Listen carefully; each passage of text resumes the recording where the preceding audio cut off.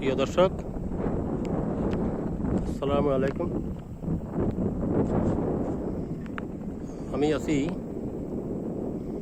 কুমিল্লা জেলার লালমাই উপজেলাস্থ বেলগড় দক্ষিণ ইউনিয়নের আজাবপুর ও মিতুল্লা গ্রামের 3 ফসলি জমির মাঠে।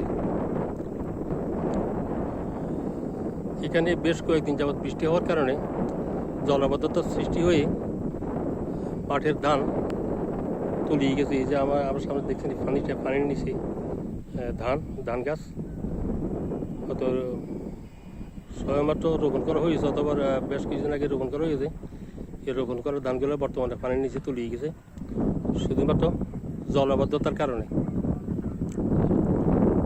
আপনারা দেখছেন ওই যে একটা ব্রিকফিল্ড দেখা যায়, এই ব্রিকফিল্ডটি মগবাড়ি হাসানপুর রোডের উপরে একটি কালভার্ট ছিল। ওখানে ওই কালভার্টের সামনে ব্রিকফিল্ডটি হওয়াতে এখানে সামান্য একটু বর্ষণ হলেই জলাবদ্ধতার সৃষ্টি হয়, পানি যথাযথভাবে চলাচল করতে পারে না বা নিষ্কাশিত হয় না।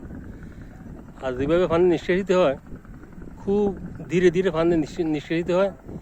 ধীরে ধীরে নিষ্কাশনের ফলে ততদিন পর্যন্ত ধান গাছগুলা পচে যায়, ফসল বিনষ্ট হয়। আমি এটার যথাসাধ্য এবং যথাযথভাবে পানি নিষ্কাশিত হওয়ার ব্যাপারে আমাদের লালমাই উপজেলার প্রশাসন সহ সংশ্লিষ্ট মহলের সুদৃষ্টি কামনা করছি। দেখেন এই যে আমার সামনে পানির নিচে ধান গাছ, এই যে চারিদিকে পানিতে সয়লাভ।